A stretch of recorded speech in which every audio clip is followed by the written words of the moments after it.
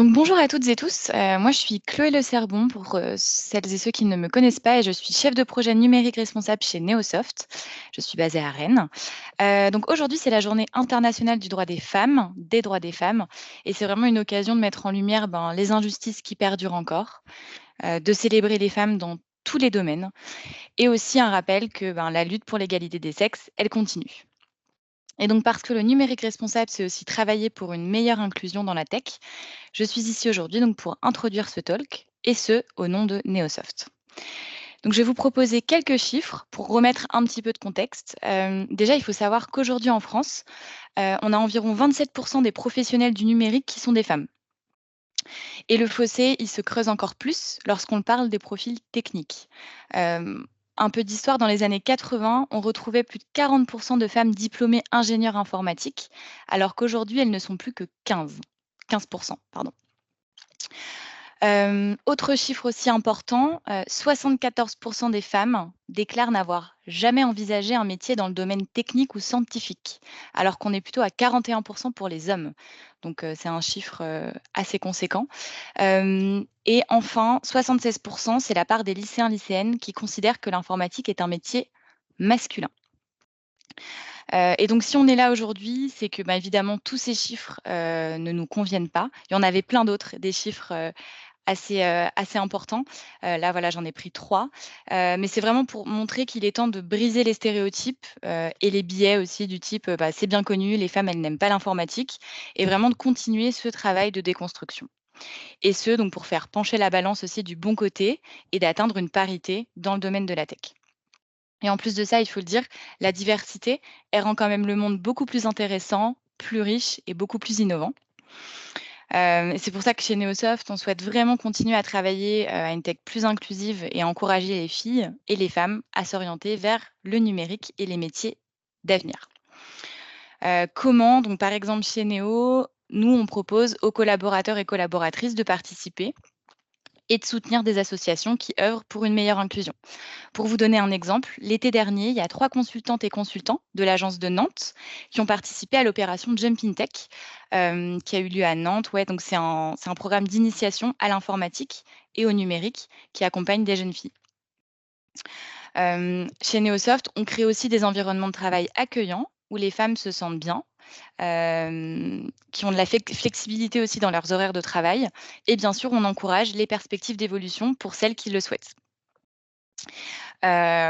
Aussi, on souhaite continuer à faire briller nos expertes sur des événements tech ou des talks.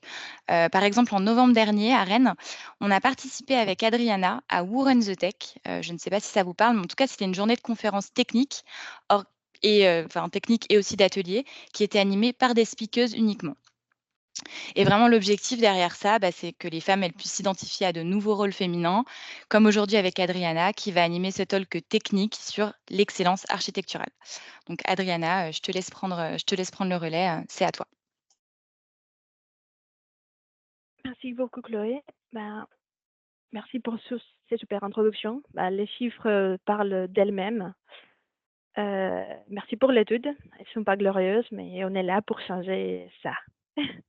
Et merci évidemment à Neosoft pour tous les soutiens et toutes les opportunités qu'il nous donne pour le faire. Donc, qui je suis un peu plus en détail? Vous avez entendu un accent. Donc, je m'appelle Adriana, je suis mexicaine, mais je suis aussi française. Je suis consultante senior dans l'agence Paris. Et j'adore les associations, en plus de tech, évidemment. Et les associations tech, alors là, j'adore. On a beaucoup d'associations et des groupes à Neosoft, je le sais, mais ça ne suffit pas. Quand je vous dis que j'aime ça. Et je participe à l'extérieur des Néo à des associations tech féminines. Par exemple, vous connaissez peut-être Google Women Tech Makers, auquel je fais partie, Duchesse France, qui est aussi une association des femmes dans la tech. On a une antenne à Paris, on a une antenne à Lyon. Je vous invite à aller chercher si cela vous intéresse. Et je fais aussi partie des Ladies of Code Paris. Aussi, ils ont beaucoup d'antennes. Allez chercher si cela vous tente. Si je ne suis pas dans des associations, je fais évidemment de la tech. J'adore les .NET. C'est mon langage de préférence. Et comme j'ai aussi beaucoup parlé de moi, j'aimerais beaucoup connaître aussi un peu. Alors, on va commencer et je pense que j'essaierai de par mes collègues dans les chats. J'aimerais savoir dans un mot, quel est votre souhait pour cette journée internationale des droits des femmes, s'il vous plaît? Donc je vous invite à le mettre dans le chat et je te remonterai, Adriana, ce qui est dit, dans la conversation. Merci beaucoup, Chloé.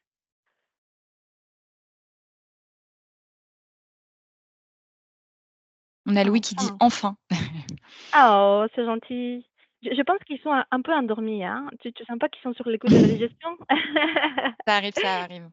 Équité, égalité, qu'elle n'existe plus. Oh, oh, oui, bravo. Ah, merci beaucoup. Ça fait chaud au corps, pas vrai, Chloé? Oui. C'est inspirant. En même temps, on sait qu'on est entre des collègues magnifiques, donc ça fait plaisir. Égalité Égalité salariale, salariale, ouais. ah bravo Florian, recrutement, oh mon Dieu. Je crois que ouais, je vais copier-coller tout ça et je vais les coller au bureau à Paris pour, tu sais, se donner du courage et de Tu pourras faire un grand nuage de mots. oui, un nuage de belles mots, de belles souhaits. Trop cool. Excellent. Ben, on peut continuer. Ah, continuez si vous le souhaitez, ça fait trop plaisir. Ah! Les mêmes droits. Alors tous les adorent, moi je les aime, je pense, évident. Merci beaucoup, vous êtes toutes magnifiques, et j'adore qu'on a eu beaucoup, beaucoup de collègues hommes qui nous soutiennent, comme quoi les alliés, bah, ici sont. Et les promotions pédagogiques. Oh oui, effectivement, il faut pas oublier nos jeunes, nos enfants. Tout à fait. Ah, Ouais, quand on voit les chiffres, côté lycéen, c'est dès le plus jeune âge, que les stéréotypes, sont à changer. comme tu as dit, un très bel mot, la déconstruction. La déconstruction, ça fait assez tôt. Enfin, Mmh. j'imagine que si on fait pas de déconstruction, c'est mieux. Donc si on construit mieux dès le départ, c'est élégant. Exactement. OK, parfait. Merci beaucoup. Je vous remercie vraiment de toutes ces belles mots. Et maintenant, on passe à la tech. Ou pas. J'aimerais savoir quel est votre rôle, s'il vous plaît, dans le chat. Être pris au sérieux. Mais bien sûr que oui. Alors, écoute rôle, est-ce qu'on a des développeuses et des développeurs? Des architectes, peut-être? Des QA? Non? Oui, des PO, Product Owner. Oh, merci beaucoup. Nos gestions des poker planning. Architecte, administratrice. Génial. Développeuse. Full stack développeur. Merci beaucoup. Quoi d'autre? Oui, développeuse. Ah, je sais pas, Josra. Oh, j'adore développeuse. Gestionnaire de communauté. Merci beaucoup. Créer une communauté est vraiment important. Se sentir accompagné, pas en tant que femme, mais en tant tout le monde, en tant que néo, en tant que minorité. Développeur. Business analyst. Ah oui, bah, garant de nos métiers. Magnifique. Est-ce qu'on a loupé quelqu'un? J'ai pas vu passer des SOPs. On n'a pas de SOPs? On a raté les SOPs? DevOps. Ah, bravo, merci, merci Fleur. Trop cool. Ben, je pense qu'on a un éventail assez large, on le savait à la maison. Et data scientist. Je sais qu'on a de la data et on a des gens de cyber. Personne n'est venu?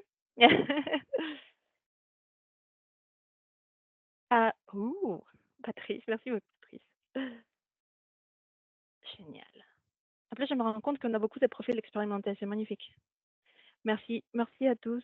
Bah, ça fait plaisir de vous voir. Et maintenant, on va rentrer au sérieux. Si vous le permettez, on va parler archi. Plus exactement, comment est-ce qu'on va structurer la conversation? Ben, je vais vous partager mon constat en tant qu'élève sur l'architecture. Ensuite, on parlera de comment résoudre ou faire des constats plus sympas en tant qu'élève.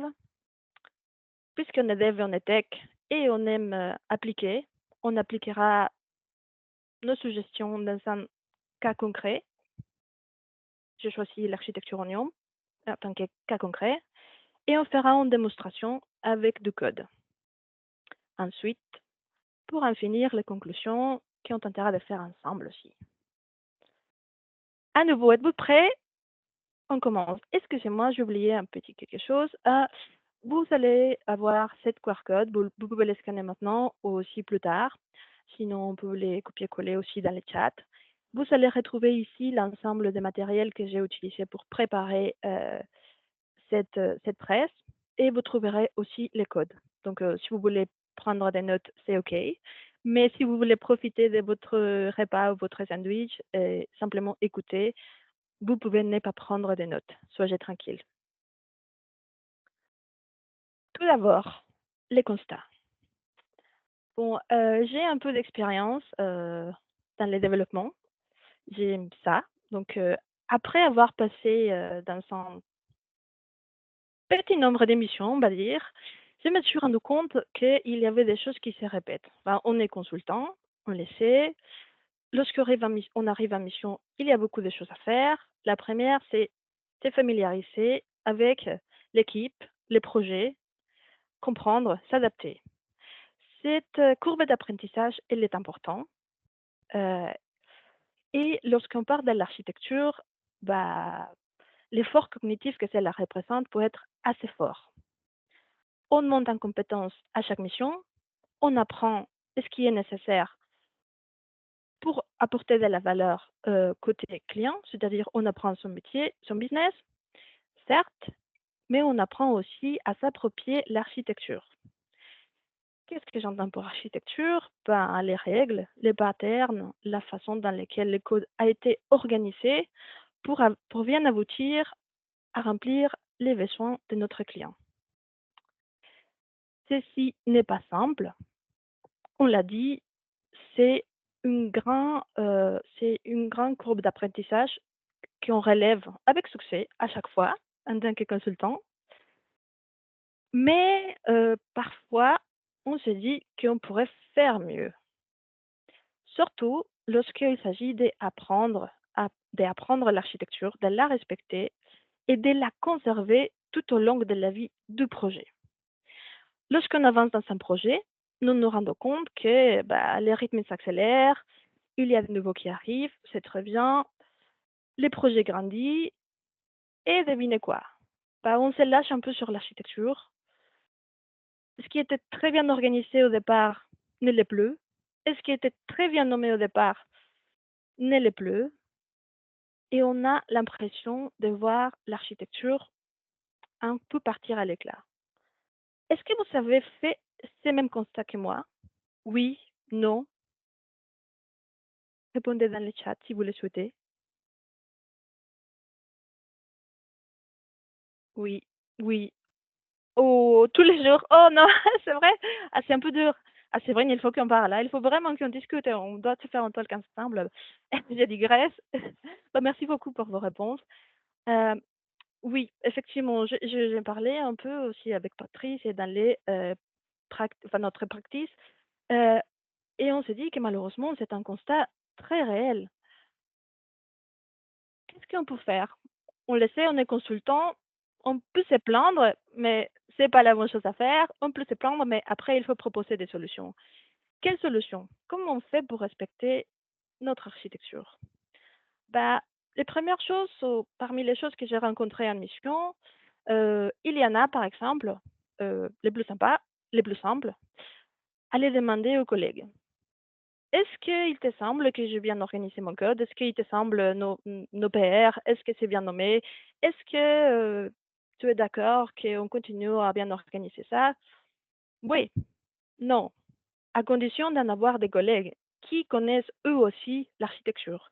C'est pas toujours le cas. Parfois, on arrive en mission, on est toute seule, on le sait.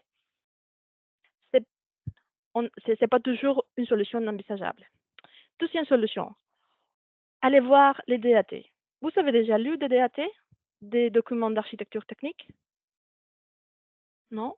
Moi, j'ai eu des DAT qui faisaient une trentaine, une quarantaine, une cinquantaine de pages, quand j'avais mon client à côté qui me demandait de produire un future. Sincèrement, lire 50 pages de documentation, je ne dis pas que ça soit bon, peut-être oui, mais la destination de ce document est plus peut-être un architecte. Pour moi, en tant que développeuse, elle n'est pas utile, elle n'est pas efficace. Ça m'a pas vraiment aidé à retrouver l'information que j'ai cherchée. Troisième solution, la documentation. Dans mon projet actuel, on s'est mis d'accord, on a décidé de faire une documentation à nous. en documentation technique, écrite par les développeurs pour les développeurs, mais ça reste une documentation dans un de nos blogs. C'est mieux, oui, c'est indexé, on peut chercher, c'est plus simple, on s'est mis d'accord sur le fait que ça doit être bref. Demandez-moi combien de personnes ont allé chercher et lu la documentation. Si tu fais une documentation, bah, tu aimes bien que les gens la lisent. C'est vrai, demander à son collègue, c'est sympa, mais te répéter 5 fois sur la même chose, c'est pas toujours sympa. Après, on s'est dit, les rythmes s'accélèrent, on n'a pas toujours le temps de mettre à jour cette documentation. À la fin, la documentation, bah, c'est pas vraiment à jour, c'est pas vraiment outil. Les gens ne la lisent pas vraiment, les gens ne les mettent pas à jour, et même s'il est nécessaire, bah, c'est pas suffisant. Quatrième approche, celui-là, je ne l'ai pas testé. J'ai des collègues qui l'ont testé et qui sont plutôt contents. C'est une approche un peu plus moderne, à mon avis. C'est les ADR. Vous savez des ADR dans vos projets? Vu que je n'ai pas cette expérience, je serais ravie de savoir si pour vous l'approche marche. Bon, l'idée c'est d'avoir des architectural record, decision record. Oui, oh cool, il faut qu'on parle. Et bon, l'idée c'est d'en avoir une micro-documentation, vraiment documentation, tu me diras si j'ai dit faux, mais parce que j'avais eu pas une mission, d'avoir vraiment une documentation absolument sur toute décision de l'architecture. Mais cette record, enfin, ces annales de décision d'architecture devront être à portée des mains du développeur. Ils seront même versionnés. On doit dire quelle décision donner de contexte, dans quel contexte on, on prend une décision ou on ne les prend pas, quels sont les avantages et les inconvénients, et on va versionner. Et il doit être, j'ai entendu des collègues qui les mettent même dans les repos de votre code, juste à côté de votre code. Vous pensez que cela est suffisant? Vous pensez que, enfin, vous me direz, celles qui ont des ADR, ça suffit à respecter vos règles d'architecture? Est-ce que cela vous donne un feedback rapide lorsque vous faites une PR ou lorsque un de vos pairs passe? Il y a un flag qui s'élève pour dire oh non, non, là tu as mal nommé Adriana, ou là tu violes une couche. Je pense que non. En fait, c'est tout à fait le problème des documents, c'est que les documents, ils donnent pas de feedback instantané. Effectivement, c'est rare. Et du coup, quelles sont les seules choses qui nous donnent de feedback immédiat? Nos tests. On est d'accord? Il y a que les tests qui peuvent nous dire non, là tu te trompes, là c'est bien. Et c'est justement l'approche que je souhaite vous montrer avec Axe Uninet. Donc, d'abord, on va faire tout rapidement une revue de ce qui est l'architecture Oignon. Et ensuite, on va voir comment est-ce qu'on peut forcer, enfin forcer, c'est peut-être un peu fort, mais euh, maintenir notre architecture Oignon, la préserver tout au long de nos projets en utilisant des tests d'architecture. Pour rappel, désolé si vous connaissez déjà l'architecture, peut-être qu'il y a des gens qui ne la connaissent pas et du coup, on fera un passage rapide. Bon, l'architecture Oignon, comme peut-être vous savez déjà, on l'a dit, c'est l'ensemble des règles, des patterns et la façon dont on organise notre code. Elle a été proposée en 2008 par Geoffrey Palermo.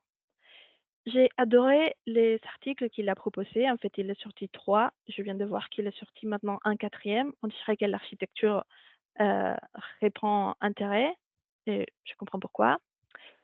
Et ce qu'il dit dans ces articles, c'est qu'il propose rien vraiment de nouveau. Il est très simple. Il dit qu'il fait que compiler un ensemble de patterns et de best practices qu'il avait rencontrés tout au long de sa carrière. Donc j'adore ça. Elle vole le travail de personne. Il dit il y a des best practices, il faut qu'on en parle. Je fais que les compiler. Il dit aussi que sa motivation principale, c'est d'établir un vocabulaire commun. Pourquoi? Parce que lorsqu'on met un nom sur une chose, dans notre cas sur un pattern, on peut parler plus simplement. C'est plus simple de communiquer entre développeurs et de faire une communication plus fluide. Il dit aussi que l'architecture Oignon n'est pas un bullet point, c'est ça la phrase? C'est pas, j'ai vu, me semble Séverine, c'est ça, qui est architecte. Bah, je suis pas architecte, je suis développeuse, mais je sais que le métier d'être un architecte, c'est assez complexe parce que il y a beaucoup de, ça dépend. Il n'y a pas une architecture idéale ou une organisation idéale. Il y a des compromis à faire. Et du coup, oui, une de nos phrases préférées, c'est ça dépend. Et Palermo dit que, bah, effectivement, l'architecture oignon, elle est bien dans un certain contexte. Les contextes qu'il propose, c'est la programmation orientée objet. Et il pense que cette architecture est adaptée à des projets qui ont beaucoup de règles métiers, projets riches, projets intéressants, qui auront donc une longue durée de vie. Personnellement, je pense que c'est aussi une bonne architecture pour des projets cloud natifs. Pourquoi? Parce qu'on enlève enfin, la dépendance de notre infra et on laisse tout ce qui est cloud provider, bah, ils mettent à jour beaucoup plus rapidement parfois que notre métier change, ou inversement. Notre métier peut changer très rapidement, alors que notre cloud provider ne change pas si rapidement que ça. Et l'idée, c'est vraiment de séparer ces parties-là.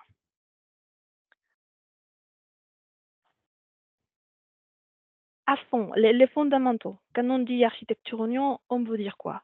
Ben, je pense que vous avez très bien reconnu cette image. Évidemment, les couleurs changent. Il y a certains noms qui sont un peu changés selon les auteurs, mais on est toujours sur une architecture qui est organisée en cercle, en couche, pour faire opposition à l'architecture entière avec des couches plutôt verticales et des layers qui sont dépendance et qui passent en dépendance à l'horizontale. Là, on est sur des concentriques, on est dans un cercle. On distingue très parties bien séparées, notre corps, suivi des services en bleu clair. Enfin, on a au cœur, pardon, c'est vraiment tout clair au centre, entouré des services, un bleu plus foncé. Et finalement, tout à l'extérieur, on a notre infrastructure. Qu'est-ce qu'on entend? Qu'est-ce qui contient chacune de ces parties? Dans notre corps, bah, on a toutes les business de notre client, notre métier, ce qu'on peut appeler ou pas domaine modèle.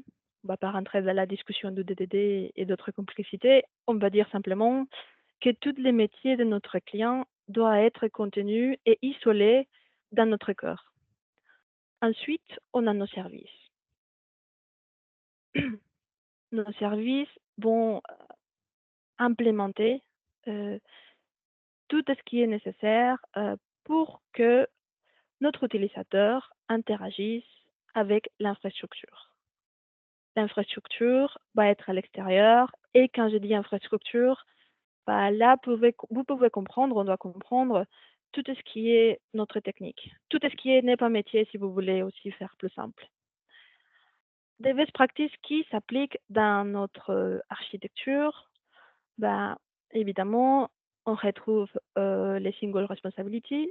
Enfin, chacune de nos parties fait une seule chose, il la fait bien. On va retrouver la séparation des concerns. C'est pour ça qu'on a justement le corps, les services et l'infrastructure. Et comme je dis, bah, on a nos trois couches. Finalement, il ne faut pas oublier la dépendance. Une des caractéristiques très importantes de cette architecture, c'est l'indépendance. Et je me répète, je sais, mais c'est vraiment la fondation de l'architecture, c'est que le corps est absolument isolé. et notre dépendance est créée de l'extérieur à l'intérieur. Si on traduit ça à du code, bah, on se retrouve avec un projet comme ceci. Je sais, c'est pas bien nommé. Ici, j'exprime pas les métiers de notre client, mais c'était pour faire très très simple les rappels avec nos couches. Donc, vous voyez notre cœur dans lequel on va en avoir notre domaine, c'est-à-dire nos objets business. On va avoir nos contrats qui permettront de faire la communication avec les services. Et je viens dit les contrats et des services d'extraction qui seront rien d'autre que des interfaces. Et c'est cette interface qui seront les uniques contacts avec les services, puisque, on se répète, les domaines restent isolés. Ensuite, tout en bas, on retrouve notre infrastructure. Et simplement pour donner un exemple, j'y pense à la persistance des bases de données. Vous voyez, on a bien dit persistance, on parle pas systématiquement de base de données, parce que c'est possible qu'on n'a pas. On peut penser aussi fichier log, on peut passer, je sais pas, tout type de persistance. Euh, et présentation, IHM ou pas IHM, présentation. Et finalement, on n'oublie pas nos petits, les tests.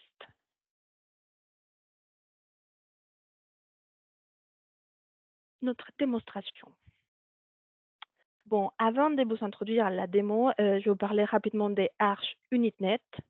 Est-ce qu'il y a parmi les architectes des gens qui utilisent cet outil chez vous? Ou vous les connaissez peut-être sans les net pour les javaïstes? Non? Ok, parfait. Je suis contente, je vous présente un outil qui pourra peut-être vous aider. Bon, pour tout vous dire, Archie Uninet, c'est une librairie open source. Elle vient d'un fork de Java, ça vient du monde de Java. Euh, et il permet de créer des tests évidemment automatiques sur plusieurs choses. Un mode d'exemple, ici je vous cite la nomenclature de notre code, des règles de code, euh, par exemple comment, pour nous, comment est-ce qu'on organise nos couches. En bref, on peut tester notre architecture. Il existe dans des versions NUnit et XUnit et il fonctionne grâce à l'analyse du bytecode. Je ne vais pas rentrer là-dessus parce qu'on n'a pas suffisamment de temps, mais si cela vous intéresse, vous pourrez aller voir comment est-ce qu'il marche. Puisqu'il est open source, on peut aller voir les codes. Quel contexte? On s'est dit, lorsqu'on est consultant, il faut qu'on apprenne pas simplement l'architecture, mais il faut qu'on apprenne les business du client et on a besoin de tout pour vraiment apporter de la valeur. On va se situer dans un cadre qu'on connaît tous.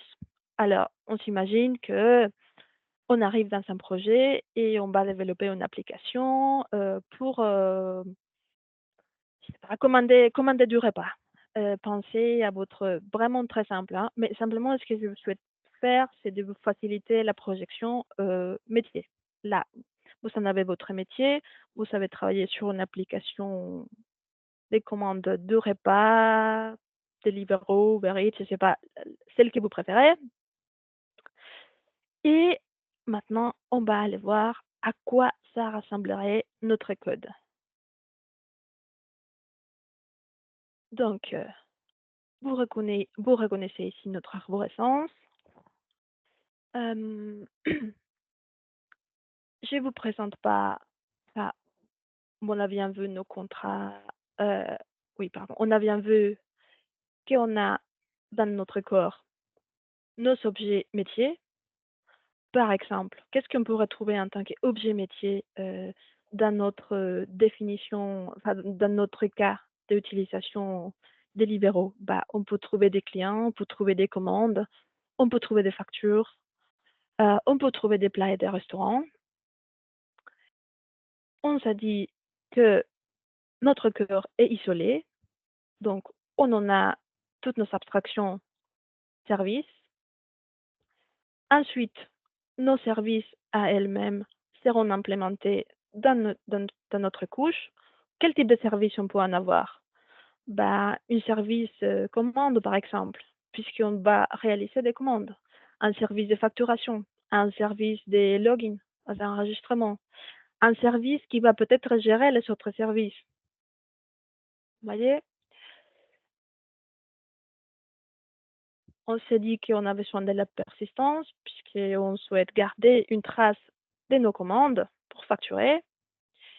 Et bah, ici, je fais très simple. Je vous ai dit présentation. Je pense même pas à avoir une UI. Je pense à vous présenter un contrôleur, un API. Donc, la présentation, la définition de présentation peut être très large. Notre projet test Arch Uninet est celui qui peut vous intéresser le plus dans ces contextes. Bah, on se rend compte ici, vous le voyez, que j'ai une dépendance à Arch Uninet, c'est-à-dire ma librairie, de tests, de création de tests. Moi, j'ai décidé de l'utiliser en version XUnit. Donc, évidemment, il me faut ajouter cette dépendance. Euh, si je veux tester toutes mes couches, bah, il me faut ajouter les références à toutes les couches de mon architecture Oignon. Contrat, domaine, je vous laisse lire. Voilà. Et ensuite, pour faire des tests, bah, on fait très simple. Vous allez voir qu'en fait, c'est très simple pour tester une architecture en utilisant cet outil. Bah, on a besoin de définir notre architecture. Qu'est-ce qui est notre architecture Oignon? Bah, on s'est dit que c'est l'ensemble de toutes nos couches concentriques. Donc, je vais aller chercher ma couche contrat, ma couche domaine, mon ensemble de couches, et je demande à Archit-Uninet de charger mes assemblées et de construire le tout dans mon architecture. Ensuite, je vous ai dit qu'il y a plusieurs tests que je peux faire. On peut par exemple faire des tests de nommage, d'appartenance, de dépendance des projets. Et ça ressemblerait à quoi? Bon, ça ressemblerait à ça par exemple. En règle de nommage, je peux dire, je souhaite que toutes mes classes qui résident dans ma couche de présentation possèdent un nom, finissent avec les mots contrôleur. Qu'est-ce que je fais? En règle de nommage, je conditionne à mes développeurs à utiliser la nomenclature correcte. Et s'ils ne le font pas, bah, ils seront à jolie erreur rouge qui va les arrêter et un feedback immédiat dès la compilation, non, pardon, dès l'exécution de mes tests. Et si vous avez fait, enfin, c'est- oui, je ne sais pas si on vous force les mains ou pas pour mettre vos tests après la compilation, mais c'est une autre discussion. Euh, on peut aussi, par exemple, voir, euh, on va voir, pardon, je me rends compte que le temps avance. Donc, on va voir peut-être rapidement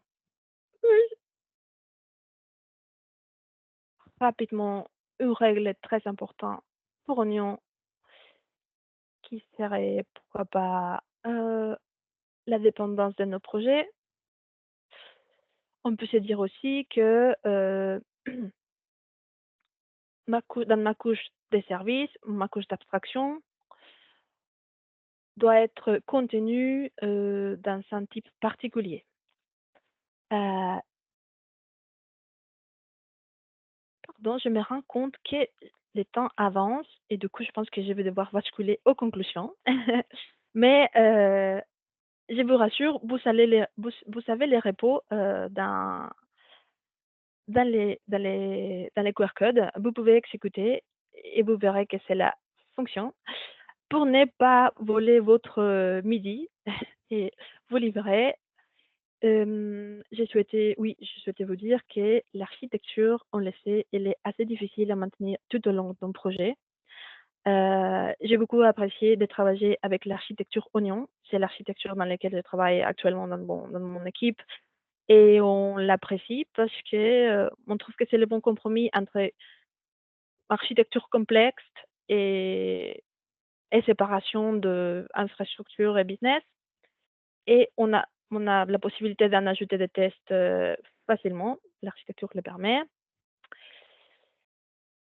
et avant de vous laisser partir, bah, j'aimerais savoir si, vous connaissiez l'oignon avant ou pas, si c'est une architecture que vous appréciez ou pas et si vous pensez, que, Archituninette, vous tente ou dans sa version, Java pourrait vous tenter en tant qu'outil pour vous aider à garder votre architecture. Merci beaucoup pour votre écoute. Je vous laisse, comme je vous ai dit, ici les QR codes pour vos ressources, pour retrouver toutes les ressources. Je suis aussi ravie, je serais ravie d'écouter tous vos feedbacks qui m'aideront certainement à m'améliorer.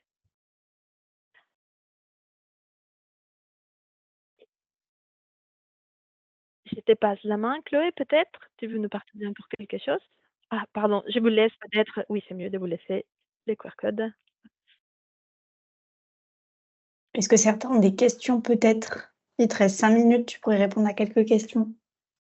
Ah, merci beaucoup, Sophie. J'avais peur de me louper et du coup, ah bah oui, Non, ravie. tu es OK, tu es OK, il te reste 7 minutes.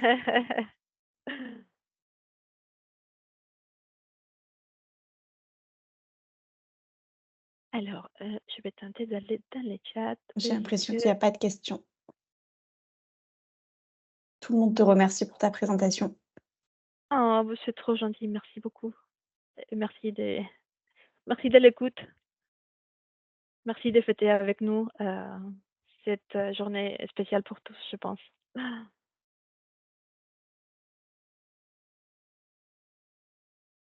Bah, écoute, Tu oh, merci beaucoup Isabelle. Oh, merci Mohamed. Tiens, j'essaye de lire en même temps, mais les messages m'échappent. Oh, Marie, merci infiniment Patrice. Oh, trop cool! tu as Louis Oui, on qui a une te question. Ouais, une question. C'était un conseil pour une femme qui souhaite se lancer dans c'était quoi, pardon? Ceci, tu arrives à lire? qui voudrait se Un des lancer ou se talks? reconvertir dans la tech. Ah, parfait. Heu, Bah, écoute, les premières qui me viennent à l'esprit, mais je suis assez biaisée, tu l'auras compris, c'est de te trouver une communauté. Se lancer dans la tech, un peu comme se lancer dans tout, c'est comme quand tu te lances dans le sport, c'est dur au départ. Si tu te trouves, un complice, un collègue, une amie, une communauté qui t'aide, qui te supporte et qui t'oriente, c'est un des meilleurs conseils que je peux te donner. Trouve, des associations, va voir si tu te sens bien chez elles, et pose des questions, pose beaucoup de questions. Elles ont plus d'expérience que toi, ils t'aideront, ils ou elles t'aideront. Heu, Ne loupe pas aucune opportunité, prends des risques. Bon, tu m'as demandé un conseil, mais là je te donne beaucoup, mais je suis certaine que si tu vas chez des associations, tu vas avoir déjà un forum ouvert dans lequel tu vas avoir des gens avec plus d'expérience que toi et ils sauront te guider. Et le mentoring, c'est aussi un conseil, qui m'a été donné. Par exemple, chez nous, on a je ne sais pas à quelle quantité on est des néo ou pas néo, mais bon, chez nous, on a un programme des managers techniques. Donc il y a quelqu'un qui est plus avancé dans notre carrière, qui, nous accorde du temps pour, nous mentorer et nous aider, à guider nos choix d'émissions, nos choix de carrière, tu vois? Le mentoring est très important. Bah, les sponsoring, trouver quelqu'un qui est plus, pareil, plus évolué que toi dans ta carrière, qui peut-être ne travaille pas jour après jour avec toi, mais qui a un œil, critique et bienveillant sur ton travail et qui peut te corriger, te tendre la main, te supporter, comme Patrice il le fait avec moi pour, ce talk. Hem Et qu'est-ce que je peux te dire d'autre? Bah fais-toi plaisir, il y a beaucoup à faire, trouve ce qui te plaît et fais-les. Fais, si possible, beaucoup de projets, des pet projets. Lance-toi. Tu peux le faire et tu appartiens ici. Tu as une autre question, Adriana, il nous reste 3 minutes. L'architecture oignon est bien une pratique de la DDD comme Archi-Exa? Pas exactement. En fait, enfin, c'est une question délicate. Enfin, comment dire? Palermo, il fait aucune allusion à DDD. Je pense avoir lu certains personnes, certaines questions sur ces articles, dans les articles fondateurs, et, et il s'est jamais positionné là-dessus, au moins jusqu'à mes dernières recherches. Ah, tu vois, pour moi, les DDD n'est pas, enfin, n'est pas, c'est comme l'agile. Il n'est pas lié ou marié avec une architecture. Par contre, j'entends bien que quand tu penses DDD, peut-être tu penses à ce qu'on a parlé au niveau du corps et du métier. Les DDD, pour moi, c'est la méthodologie qui va te permettre de bien prendre en compte tout ton métier, de mieux modéliser ton métier. Et une fois que tu as bien modélisé ton métier et que tu as fait interagir à tous les acteurs de ton projet et tous les as fait parler les uns aux autres, chose qu'on n'a pas toujours les droits ou l'opportunité de faire, tu produis un code. Qu'est-ce que j'entends? Moi, je vois les DDD, enfin, je pense aux DDD. Tu vois, il y a les DDD purs, je sais pas, j'ai oublié les termes, et les DDD stratégiques.